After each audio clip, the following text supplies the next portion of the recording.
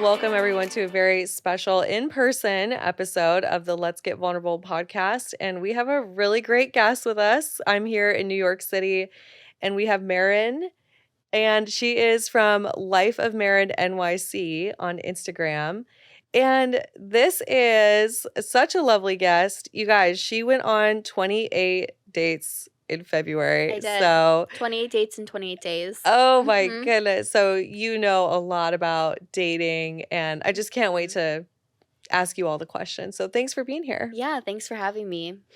Tell the audience just a little bit about you and kind of how you started this platform. Give us just a little info about you. Yeah, so last January, I was so single and I wanted to take radical action. And I was also like new to my vlogging journey. And so I was kind of looking for a challenge that I could vlog at the same time. And like I said, I was painfully single. I don't even think I was texting anyone Mm, because I was caught up in the cycle of just like dating my coworkers who were significantly younger than me. And I knew mm, it wasn't going to go anywhere. mm. So January 31st, I told the world, hey, I'm going to go on 28 dates in 28 days. And it went viral almost immediately. And that actually held me accountable, right? Like it was like a full dating reset. And then the whole world was watching.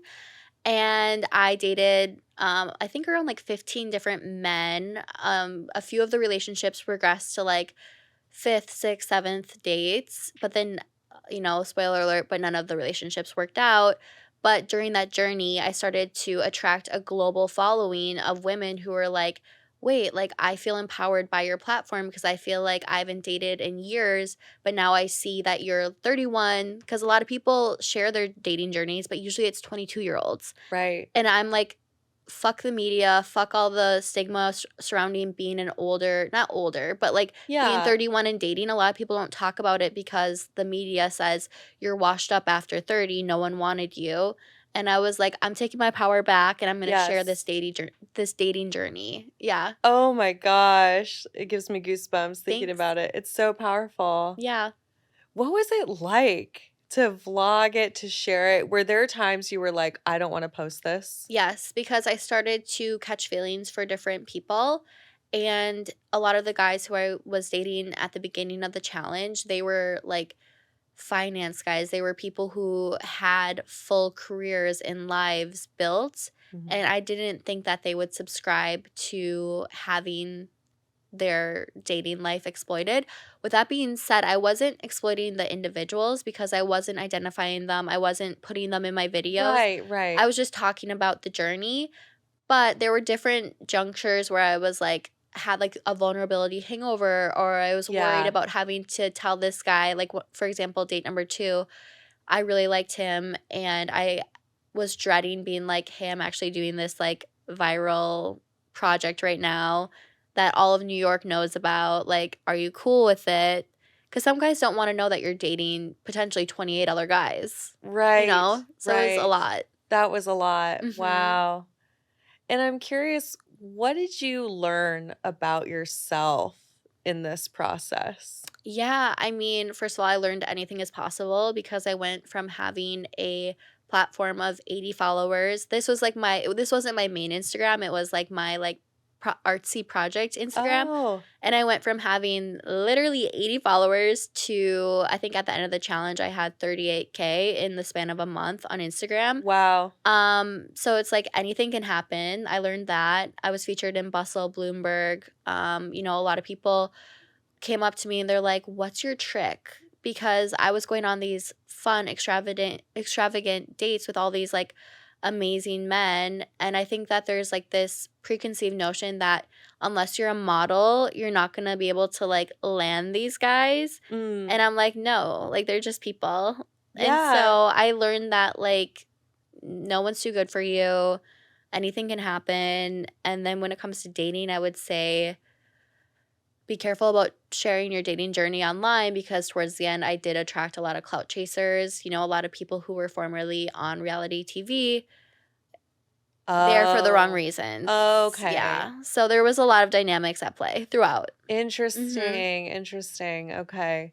And what about, I'm curious about your pre-date routine because I talked to my audience about this, but like Oh. you specifically, like how would you get ready Oh my for god. a date? I was a chicken with my head cut off because I was well, typically I am that as well, like in my normal life, but because I was doing 28 dates in 28 days, Yeah, there were some days where I'd be going on multiple dates in a day, right. and I was vlogging everything, and then all of a sudden like I was like on Instagram all the time because I had all these people asking me questions, and like the following happened. And so honestly, my pre-date ritual was shower, put on perfume, put on makeup. Half the time I would leave the house with my hair wet and I'd be like trying to dry it in the car. Like it was a little chaotic. I wish I could have slowed it down and like actually curled my hair some of the times. Like Yeah, I swear to yeah. God that whole month I never curled my hair. Like I was doing the bare minimum because I was just Yeah. going on so So many much. dates and I was still trying to work out and take care of myself. Mm, I like to wear dresses because I like to romanticize dating. Not that you need to wear a dress, like whatever you feel stunning in, yes. that's what you should wear because so many people view dating as work. I I know. don't like that mentality. I like to Oh, view it as fun, romantic, yes, I agree with magical. you. You have to have Mhm. fun. What are You you doing if you're do. not having fun? Yeah, and like that energy transcends. Like you go to the date and if you like show up like, "Oh, this is another date," like with a bad Yeah, attitude, they're going to feel that and it's going to take away from it. it's so true. Mhm. Oh my gosh. I love that mindset shift because that is going to show up in terms of how you talk, what you talk about, like Mhm. it just shows up everywhere. It does. Yeah. Yeah. So, I have a lot of audience members who I know are on the apps Okay. and I give my opinion about it, but I'm curious, like what are your tips for success on the dating apps? Yeah. Cuz so many people hate them. No, so many people hate them. I think that finding an app that works well for you, like there's a million apps out Mhm. there. If you're on Hinge and it's not going anywhere, maybe try a different app. Right. Um Also make sure you have really good flattering photos. Make sure the first photo is just you, like some of the basics. When it comes to the prompts, I always say like you know Matthew Hussey, right? Yes. So he talks a lot about unique pairings. And Yeah. so when you're answering a prompt, talk about two different things combined that makes you unique. Like maybe you Mm. love cooking homemade pasta every Sunday while reading your favorite thriller novel or something like that's like really going to get the right people to be like, "Oh my god, I like that too." And then you Yes. bring in the right people. Whereas if you're just trying to be like everyone else, you're not going to stand out from the crowd and you're not going to attract the right people. Oh, I love that because when we are authentically ourselves, that's when we attract who's meant for us. I agree. Mhm. Yeah. And when you try to be like everyone else, it's just like it dilutes you and it's Yeah. boring. Yeah. Mhm. Well, let's go to present day. Okay. Where are you at in your love journey, in your dating journey? Are we doing 28 dates in November? I mean, Right. what's going on? Where are you at? It's so interesting because excuse me, the whole journey was so I don't want to use the word traumatic because it just was such a crazy experience Right. that once so there was one guy specifically, well there were a few guys where like I thought like, "Oh my god, I found my person." Which sounds crazy, but like when you go on 28 dates in 28 days, you're meeting a lot of people Yes. and all of a sudden like you go from being like I have no prospects to like I had like four prospects. But none of them worked out, and so after that happened, I needed to take a step back for myself and kinda recalibrate. Um, and so now I am trying to do a date a week. I'm not gonna lie, like, I feel like I get a little lazy, and I'm trying to get back out there consistently. I feel like fall is kind of like people are back in the city consistently. Dating in the summer can be so hard. Mhm. So I'm still single.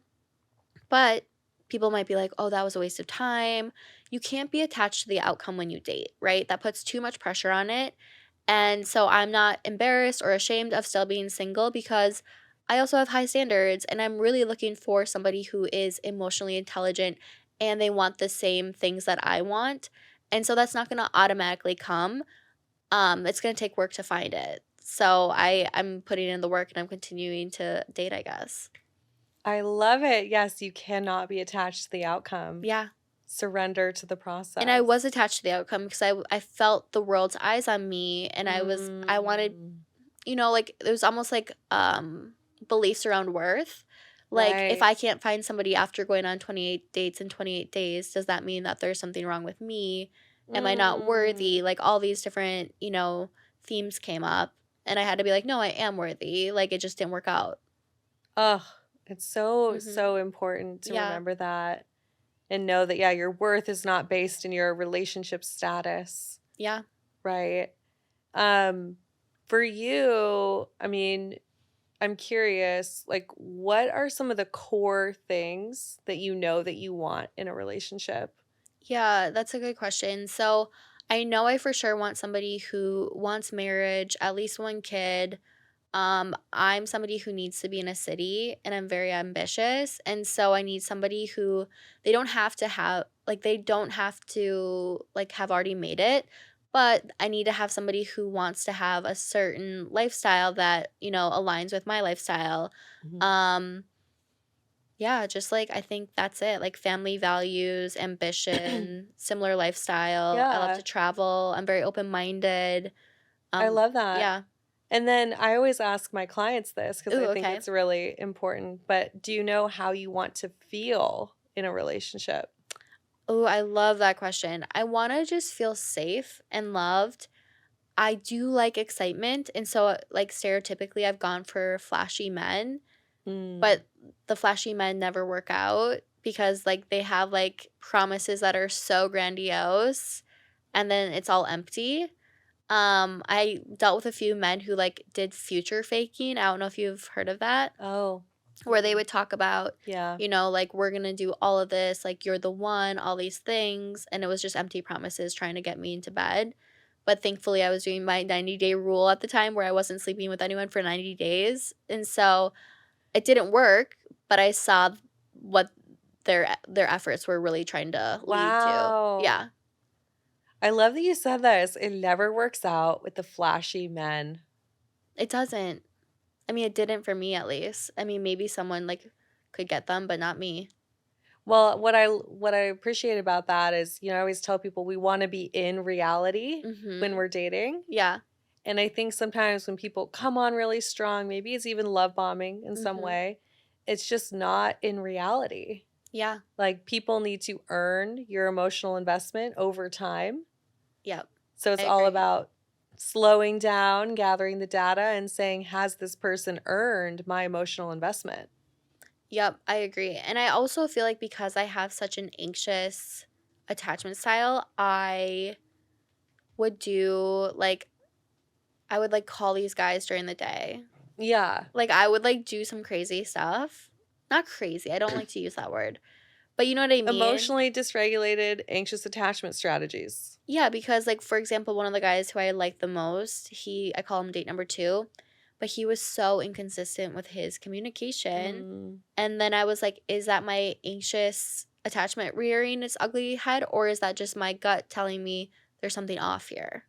And I felt very confused about like which was what. Yeah, let's talk about that. So, how do you know when it's your gut, your attachment style? And I always tell people with your attachment style, a lot of times it's going to be fear.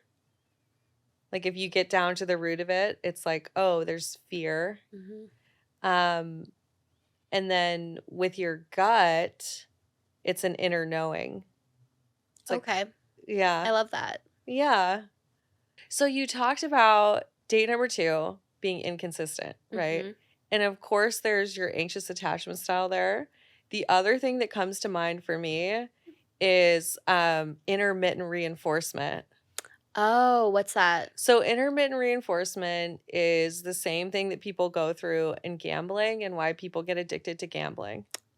Okay, because it's like you never know when they're gonna pop Yes. up. Yes. And And is that addictive to the brain? yes. Wait, why have I not heard about this? I don't know. What? So sometimes certain relationships, the ones that are unpredictable, particularly, they'll have intermittent reinforcement, and sometimes you hit the jackpot. Right. Sometimes it's an amazing date and you connect so deeply, and your brain's going jackpot, jackpot, right? But then it's more inconsistent. But this is the same kind of thing that gets people addicted to gambling. That Mhm. same pattern showing up in relationships makes a lot of people feel like they just can't leave, like they can't get over this person Yep. because they're actually addicted to that person. And that's how I felt with date number 2, in that, like, when I did hit the jackpot, it would be a marathon date, that it was at this, like, Michelin star restaurant, followed by, like, an amazing club that's hard to get into, Mm, followed by going back to his place where he would cook for me for, like, a second little snack, followed by, like, sleeping over even though I wasn't having sex with him. Like, in the morning, we would, like, go and get a green juice, and it was, like, right, the way he was talking was, like, like, "I've never felt like this before." And then, like, so we had, like, this, like, condensed, like, 12 hours together that was right. magical, and then he would disappear, Yeah. and then he'd come back and do it again, and, like, it was Yeah. so hard. And it's Yeah. hard to know because I don't know enough about him to know if it was some sort of, I don't want to say narcissistic, but maybe, or was it avoidant attachment style? It's hard to know. Yeah. But it's like that's not a sustainable relationship, right? Right. Can I ask you how it ended?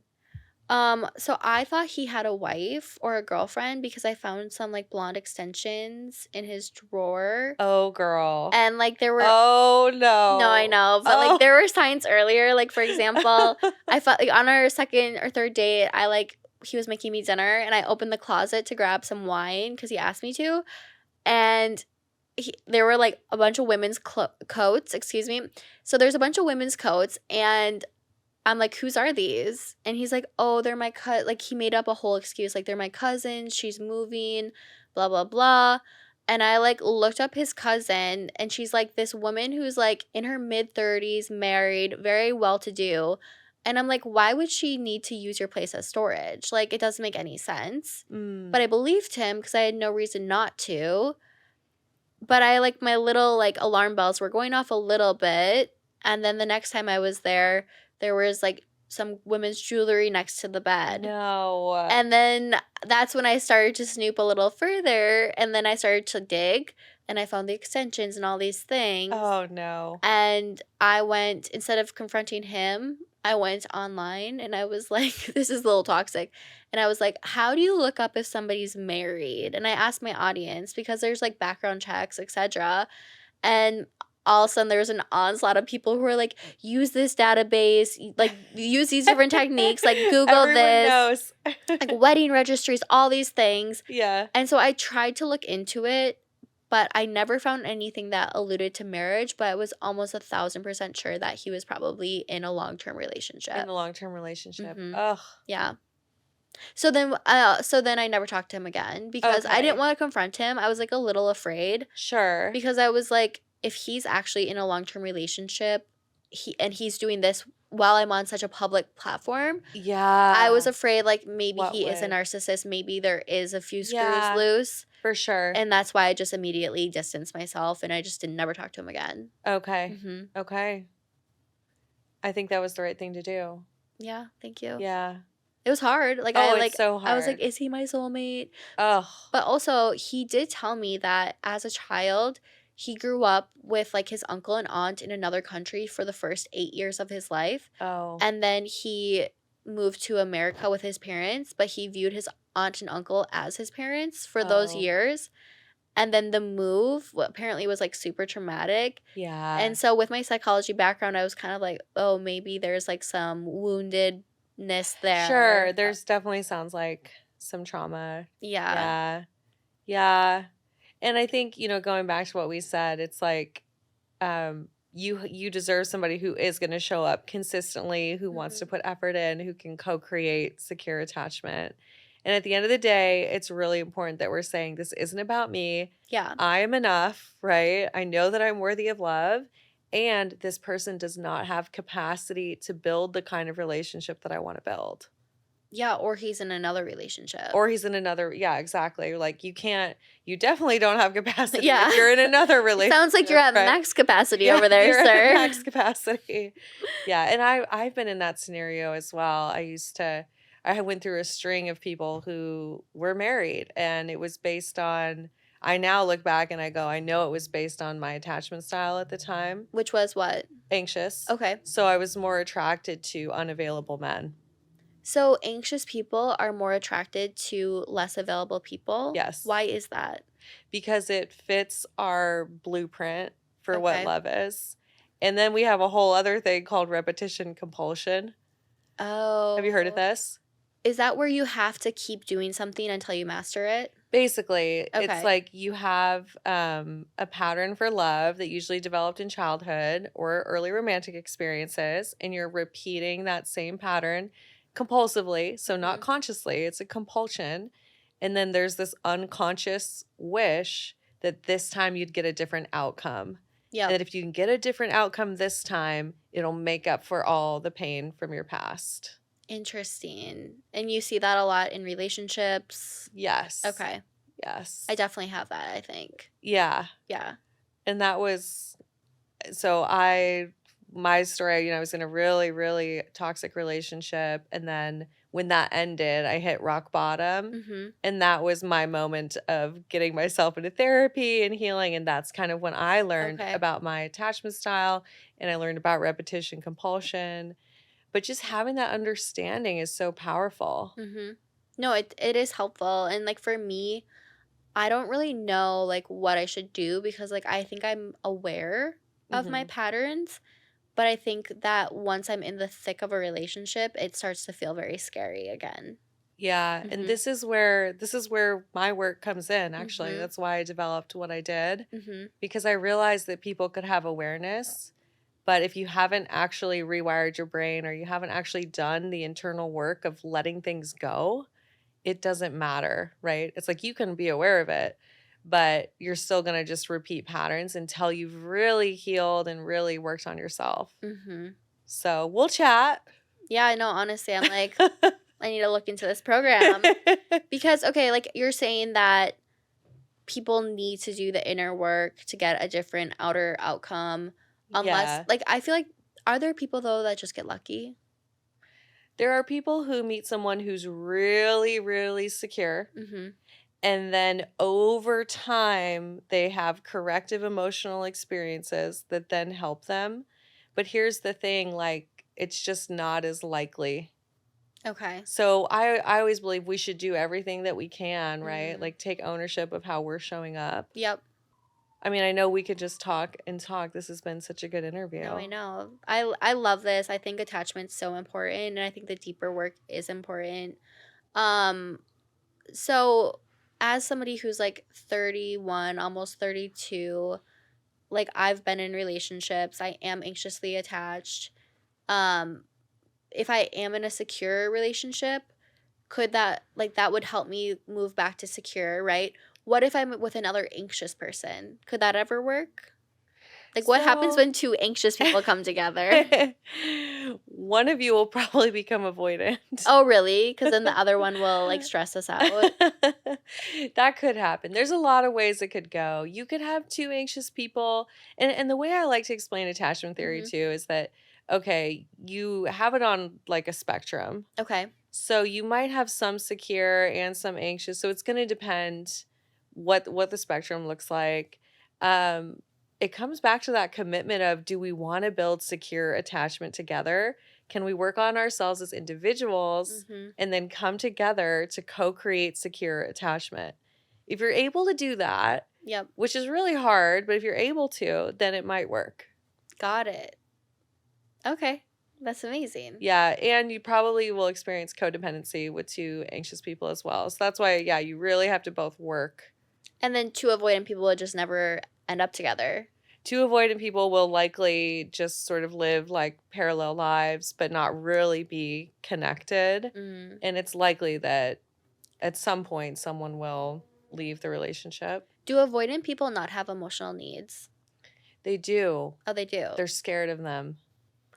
So they're phobic of their emotional Yes, they needs. try to disconnect from them. Interesting. Yeah, this is the distinction I think a lot of times here because they'll mistake avoidantly attached people for narcissists, Okay. but they're not. They're empathic. They have emotions. They just don't know what to do with them. Got it. That's so interesting. So they want it, but they're just afraid because Yeah. Whatever early experience made them feel like that's dangerous. And this is where the caregiver types like us were like, oh, I can help That's you. my thing. I love a wounded bird. Even Yeah. my astrologer told me, he's like, stay away from wounded birds. And I'm like, you're right. No more wounded birds. No more wounded birds. I can't do it anymore. Yeah. No. It's sucking me dry. Right. Yeah. You can't. You Mhm. can't. You have to get to a place where you say, I want someone who can also give to me. Yes. I want reciprocal. Yes, and not just monetarily. No. Because a lot of the wounded birds are also rich, like Yes. wounded birds, you know? Yes. So I'm Yeah. like, that's okay. We can be in Miami and I'll fix you. You know? Yeah. It's so fascinating, isn't it? But yeah, getting to this place where you say, hey, I'm worthy of a reciprocal relationship. Okay. Somebody who shows up for me. And then it's doing that inner work on yourself to where you can become attracted to securely attached Mhm. love. Yeah. So do you, sorry, last thing, I'm like asking so many questions, but do you think like books like, for example, The Rules, or like books where it says be hard to get, do you think those are harmful for people who want to be in a securely attached relationship? I do. Oh, you do? Because it's just to like chase me. Yeah. It's like almost like the anxious running from the avoidant. It's how to play the avoidantly attached person's game. That's what it is. Mm-hmm. Okay. I think it's really harmful. How about movies like He's Just Not That Into You? I mean, I think that there's probably some good takeaways from that. Mm-hmm. But what's hard is about that movie is it's like she was getting the data the whole time that he wasn't into her. And then at the end, he comes around. And that's just not real life. That's not. It's not real life. The data was there. That movie should end where they just become friends and then she goes off and she does meet somebody wonderful. And That's he's hotter. the reality. And he's hotter. And richer. Like And that he should be the expresses his emotion. yeah. And he expresses his emotions. And he buys her flowers. Like, that should be the end of the movie. that really should. Yeah. Yeah. Hmm. Yeah. Anyways, good questions. I love it. I love that you're asking all these questions. I'm like taking over, but I just like you're the expert I and I know. have you in a room and I'm like, okay, I need to ask. So I apologize. No, I love it. Okay, I love it. okay. Okay, I want everyone to connect with you. I want Mhm. everybody to follow you. Please tell my audience, how can they find you? So I'm Life of Marin NYC on Instagram, Life of Marin on TikTok. My podcast is called Crowdsourcing Love. And I'm also recently starting a new matchmaking business called Mar Dating Club. And that organically started because I had all these people wanting to be connected with each other. It's a group of intentional daters who don't really have trouble with finding a partner. It's more so they just don't have the time or they just haven't prioritized it. And it's a great network of singles, specifically in like the tri-state area of New York, Connecticut, New Jersey. So yeah, find me in all those places. It. Yeah. I love you. it. Yes, make sure you go check out her podcast. I know it's packed with the real talk about dating, which is so important. And thank you for being a guest. It's been wonderful. Yeah, thank you.